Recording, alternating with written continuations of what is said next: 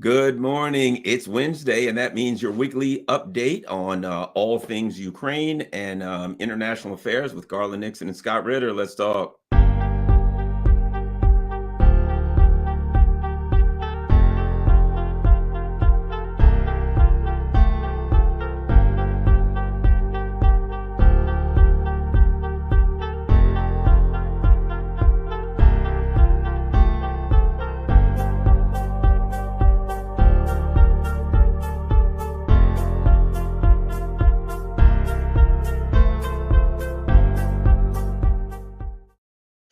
Hey, Garland here. Just to let everyone know, Scott and I are on.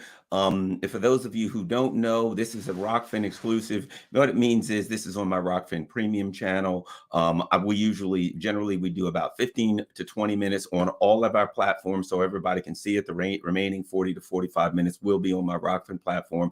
I do one premium show per week, and this is it. The rest of all the other stuff, you can be a free member and see 99.9% of my stuff. This particular show is my premium show. We Rokfin people all do one premium show per week. And so I'd certainly appreciate it. If you can afford to be a member, that's great. It's $9.99 a month to be a member. Anybody who can be a member helps the channel. And of course, you get to see this weekly. If you can't, don't worry about it. I understand it. Enjoy the rest of the stuff. So Scott, let's get started. Well, there was a Security Council meeting today with the president of Russia and its Security Council. What do you make of the results? Well, this is Russia going to war. It's not a formal declaration of war. Putin isn't taking it to that level yet, but it's everything but that.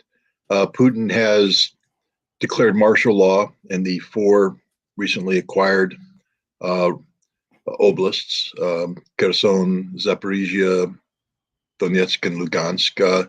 He's declared a special situation, high level of alert in other locations like Crimea, Rostov, the neighboring districts, and then an increased level of alert extending through regions to include Moscow. Remember, Moscow had been attacked by the Ukrainian intelligence services when they assassinated Daria Dugina. So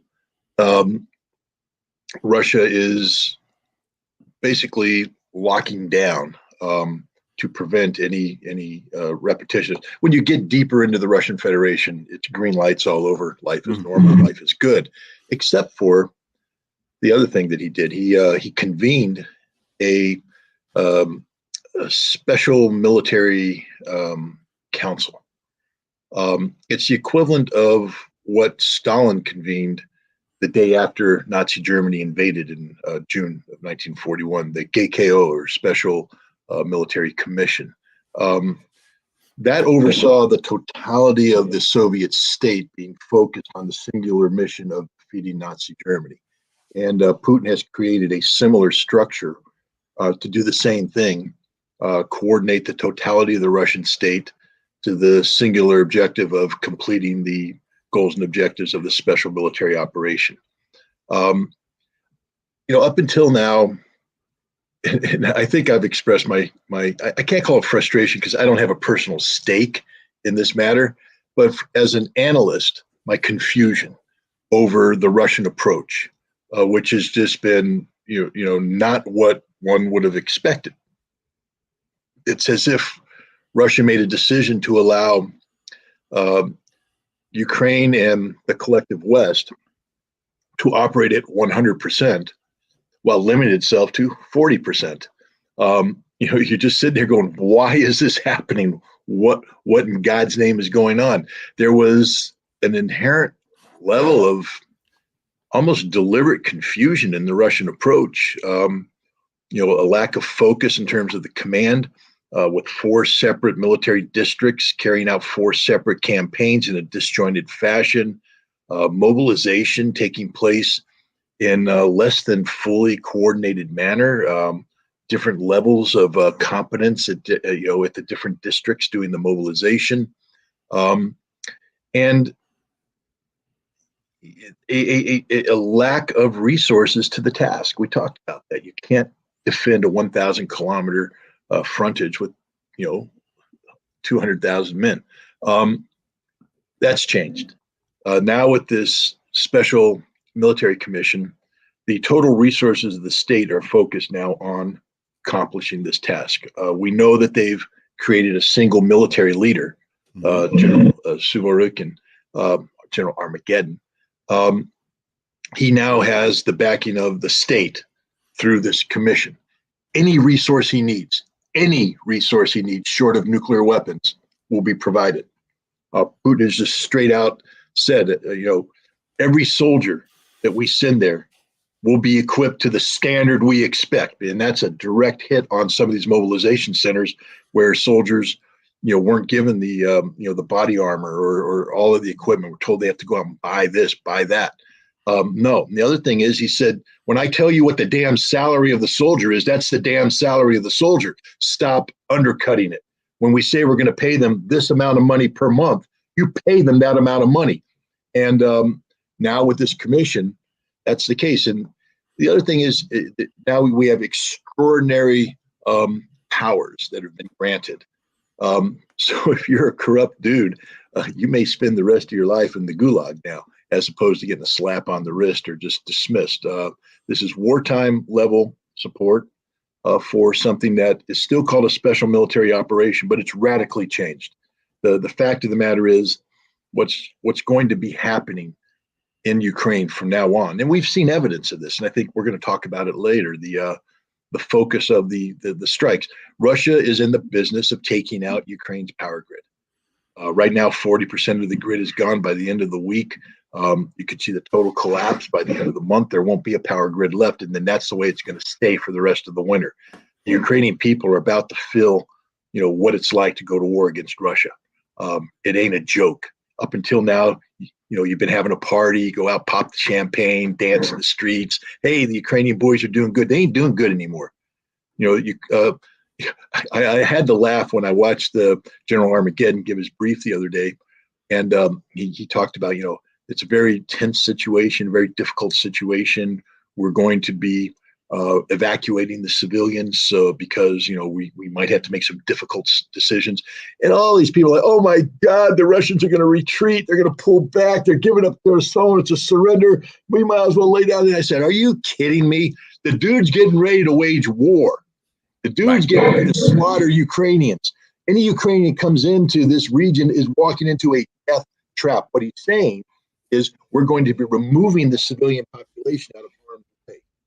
Because that's what Russia does. Russia doesn't kill civilians, contrary to all the crap you hear in the West. Ukraine kills civilians. Ukraine uses civilians as a human shield. Russia doesn't. They're evacuating the civilians because they anticipate that the Ukrainians may blow a dam. And when that dam comes down, it's going to flood the civilian areas in Kherson and surrounding villages. And these civilians living there are going to be in harm's way. And it's hard to provide emergency services to civilians when the Ukrainians are attacking. So to simplify and streamline the Russian effort, you get rid of the civilians, you turn everything into a war zone, everything. And now you say, come on, buddies, come to daddy. His daddy's about to smack the living dog poop out of you. And that's what's happening. You see, every attack the Ukrainians have made to date in Kherson has failed. They sent a bunch of guys over the waterway to attack the Zaporizhzhia nuclear power plant. They're all dead. They came in with 2 battalions this morning. They're all dead. Anything they come in, they're dead. And if you get any penetration, they ain't going far. They're going to die. The Russians are in control of the battlefield. Ukraine has amassed a considerable amount of firepower. I will tell you this. This is the last time Ukraine will be able to assemble that kind of firepower because it's over now. All of the resources of the Russian Federation are being brought to bear on this problem. This game has changed in a fundamental way.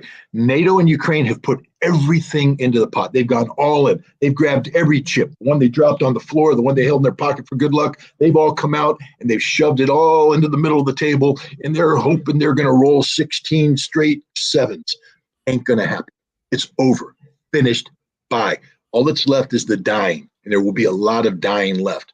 But Russia is now bringing together everything it has, and they're fighting this war seriously, as if it were a war. That's what you do in a war. You get a special military commission who sits there and brings together all of the resources with total authority of the state, Anybody who deviates gets slapped down. We're going back to Stalin times here. And then on the front, it's martial law. Martial law. No more Ukrainians sneaking through the lines. First of all, under martial law, you get to do things like get all the civilians out of here. Leave. If you're near the front line, you ain't near the front line anymore. We're relocating you back here. Why? That way, when we see somebody in civilian clothes, we shoot them because we know they're infiltrators. We want only military personnel here. All the civilians leave. And now any cars coming, we stop. If you don't stop, we shoot you. You don't get to infiltrate in with a bomb and a machine gun and all this kind of stuff and pretend you mix in with the population. No, there's going to be a distinct buffer now that all Ukrainians are going to have a hard time getting through if they're trying to infiltrate. It also gives the commanders greater latitude at the front. You know, imagine you were a cop. Imagine me being a Marine trying to come in under peacetime situation and fight a war in your neighborhood where you still have full police authority. Right. Okay. You're going to sit there and go, you can't do that, Ritter. You can't do that. I said, I want to take over that home. You can't take over that home. That's home invasion. But I need that home to turn it into a strong point. Can't do that, Ritter. Well, what I've just done is martial law. And I say, Garland, sit down, shut up. Civilians, leave. I'm in charge. I get to do it the way I want to do it now because I'm here to win a war, not to play this stupid half-baked, special military operation thing that Russia, and I know why Russia did it. It was explained to us over and over again. And the military guy in me says no, but the human in me says, yes, okay, I get it. You love the Ukrainian people. You don't want to hurt the Ukrainian people. They're your brothers. They're your sisters. But look what's happened. Nearly 9 months into this thing, and you haven't won it. And if you're not winning it, then you're hurting these people you claim to love more than you would if you'd gone in to win it to begin. And history will show that a mistake was made, but you can't call it a mistake. There were assumptions made. There were conditions set forth that were based on, hope for the best. It didn't happen. And now Russia's waking up to the fact that if they're going to win this thing, and they are going to win this thing, they have to change the way they're doing business. And that's what this meeting of the Security Council was by Putin. Russia has literally changed the way they're doing business. This will be great for Russia. This is going to be horrible for the people of Ukraine. Wake up. Let me introduce you to what war is. You haven't known it yet. Some of you have. People living in the East have. But even then, if you had running water for the last 8 months, you don't know what war is. If you had electricity for the last 8 months, you don't know what war is. If you ever go to the store and get food, you don't know what war is. Welcome to war. Welcome to hell. This is something your government gave you. This is something NATO gave you. This is something Europe gave you. It didn't need to happen this way, but here it is. Well, we got plenty to talk about. I certainly want. It seems to me that the Western countries are backing away from Ukraine. One thing I wanted to ask you about, and that's important. We'll do about 5 more minutes before we move everything to Rokfin. What do you think about the discussion about Belarus? Russia's moving a lot of troops to Belarus. Could be a feint. Some of it could be setting up, technology and technical things, advisors. I don't know. Your thoughts on the reports of all of these troops, Russian troops moving to Belarus? First thing we have to remember is that Belarus is an independent nation and it's governed by an independent president. There is a union relationship. And if you're talking about partnerships, of course, Russia would be the senior partner, Belarus the junior partner. But even the senior partner can't come into the junior partner's home and tell the junior partner what to do. So therefore, we should listen to the Belarusian president, Lukashenko, and take guidance from his words and not buy into speculation by people who are saying things other than that. Lukashenko has said straight up that he does not want to be part of this conflict in Ukraine, that Belarusian troops will not be part of the special military operation, that he had one job and one job only, and that was to prevent Russia from getting stabbed in the back by NATO as Russia went forward. But Lukashenko has, since especially June of this year, expressed extreme concern over Polish moves in Western Ukraine. And he basically said that if Poland thinks they're going to move into Western Ukraine and take Western Ukraine, think again, we're not letting NATO wrap themselves around our bottom, that won't happen.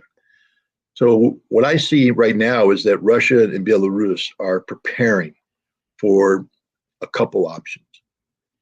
First and foremost, it's a presence. What happens when you have a presence? I mean, if I'm boxing you and you keep holding this right fist back there, yeah, I'm going to be hit with the jab. There's a right fist. Mike Tyson's got a right fist, and I got to watch out for that, baby, because eventually, it's going to hit me and I'm going to be knocked out. Russia and Belarus are they're hanging with this right fist right there. And Ukraine's going, Donbass, don't Kiev. Donbass, don't Kiev. Damn it. Kiev. So what do? Send all our troops to Donbass? Do we keep anything in Kiev? Strip it all out? But you got that fist. What do we do? Perfect. You got everybody guessing. The other thing is Poland. Poland's being put on notice. If you make a move on Western Ukraine, all this is coming down, and it's going to be. It's not going to be what you think it's going to be.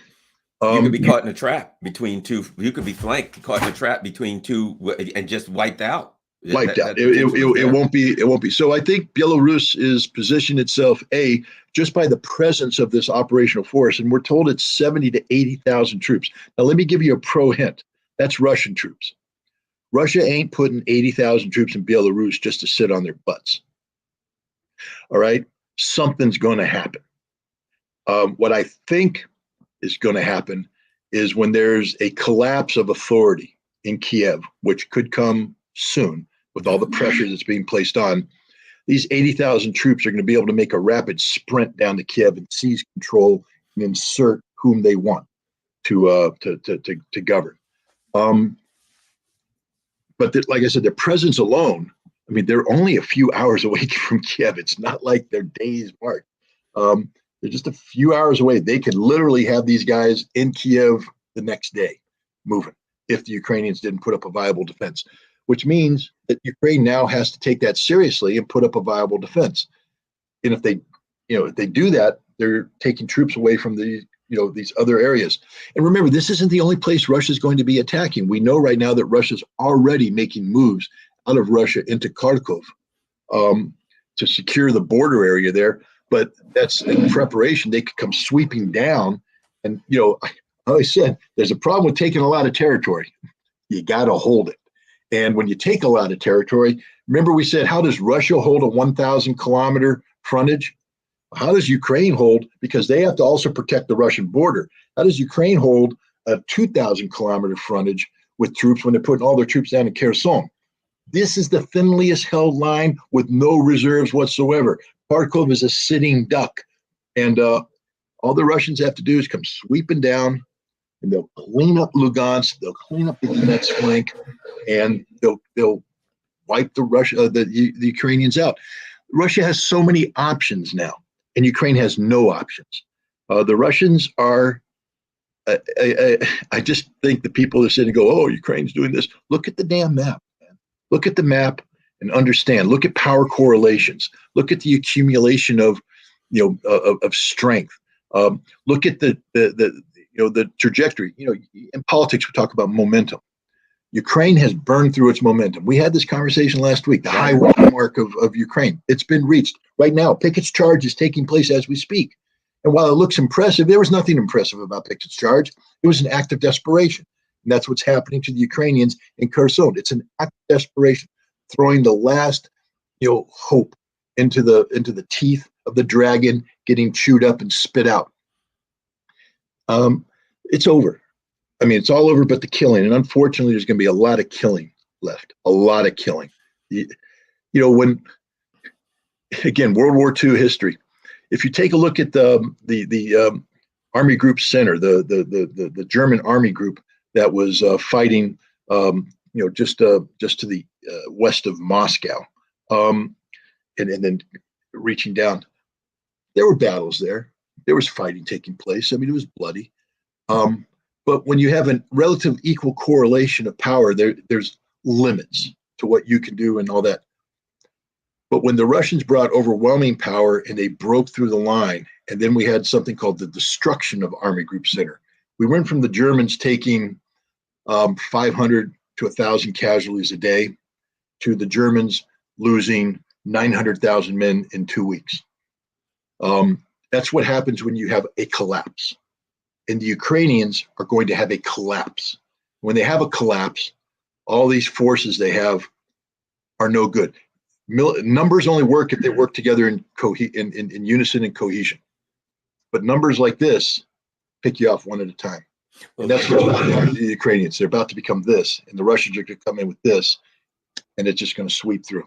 Wow. Well, we want to talk about that some more. We want to talk about the drones and some other things. But right now, I want to thank everybody for watching us on all of our platforms. I'm going to move it over exclusively to Rokfin. As I said, this is my one premium Rokfin show per week. Scott and I do this. The rest of it will be on Rokfin. You can go to rokfin.com/Garland Nixon and check it out. Become a member. It's only $9.99 a month. If you can't, I understand. No problem. Free membership. You get 99.9% of my stuff. We do this once a week, and this is the premium show. Thank you very much.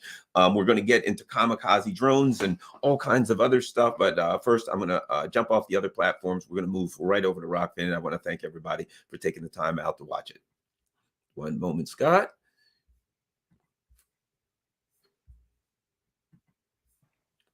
And poor old YouTube.